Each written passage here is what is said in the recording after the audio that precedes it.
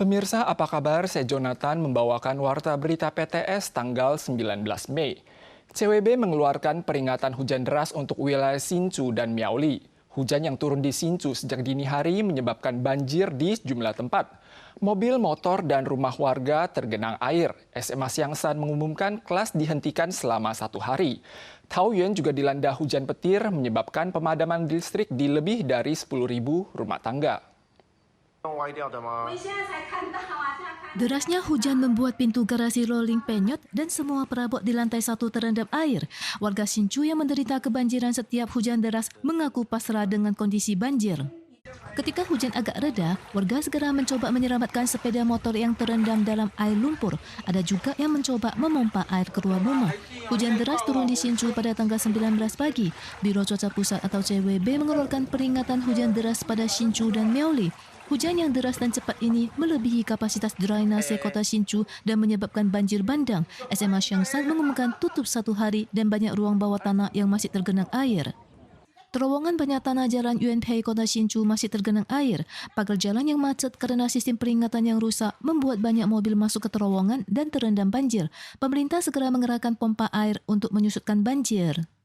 Taoyuan juga diguyur hujan petir yang menyambar sejumlah tempat sejak dini hari, menyebabkan pemadaman listrik pada total 10.829 rumah tangga di kawasan Chongli, Pingchen, Longtan, dan Yangmei. Perusahaan Taipower segera melakukan upaya perbaikan. Sejumlah tempat di Taiwan berangsur menerima surat ancaman, termasuk Taman Botani Fusan di Yilan dan Kebun Binatang Sousan di kota Kaohsiung yang segera mengevakuasi pengunjung setelah menerima surat ancaman bahan peledak. Sebelumnya, Bandara Taoyuan dan THSR juga mengalami hal serupa. Biro Investigasi Kriminal memiliki dugaan kuat bahwa pelakunya adalah seorang siswa Tiongkok bermarga Chang yang telah meninggalkan Taiwan. Ia diduga telah mengirim lebih dari 200 surat ancaman ke berbagai instansi di Taiwan selama 2 tahun lebih. Tak lama setelah dibuka, para pengunjung dipulangkan dan polisi juga bersiaga karena Kebun Binatang Sousan di kota Kaohsiung diancam dengan ledakan bom. Setelah evakuasi sekitar 750 pengunjung dan staf, kebun ditutup selama 1 hari untuk penyelidikan. Kepala Biro Pariwisata Kota Kaohsiung, Kau Min Lin, juga menerima surat pemerasan sebesar 10 juta dolar Taiwan.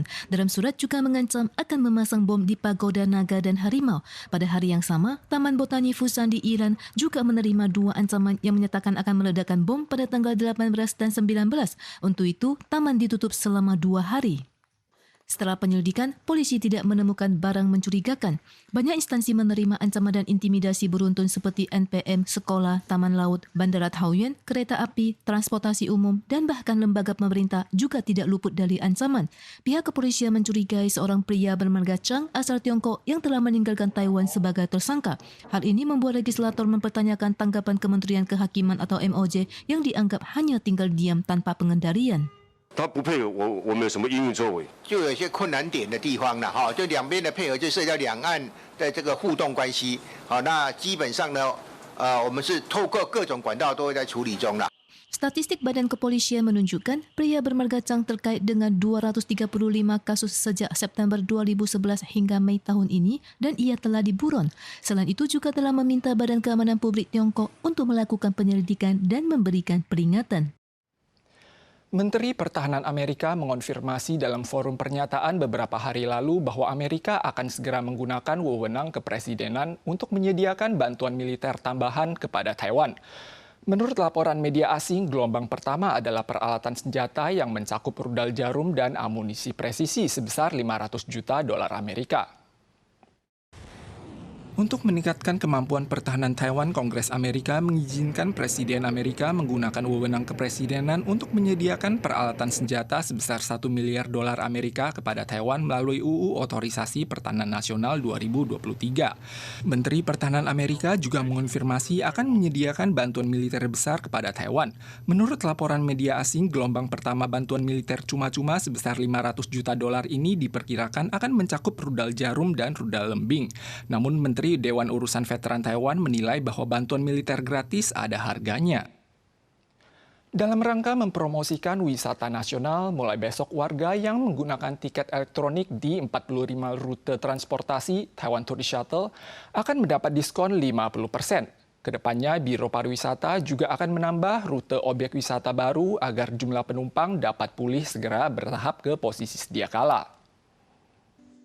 Sebagai upaya menarik wisatawan domestik dan mancanegara untuk mengunjungi Ilan, Danau Sanmun, dan Genting dengan bus wisata Taiwan Tourist Shuttle, mulai 20 Mei hingga akhir Agustus 2025, terlepas dari hari kerja atau libur, warga yang menggunakan tiket elektronik atau pembayaran seluler di 45 rute transportasi akan mendapat diskon 50%. Menurut statistik, hingga Februari tahun ini, total penumpang yang diangkut di seluruh rute Taiwan Tourist Shuttle telah mencapai lebih dari 700.000 orang, atau sekitar 350.000 orang per bulan. Warga bisa langsung menggunakan tiket paket premium dan mengambil rute khusus untuk berwisata di Taiwan dengan nyaman.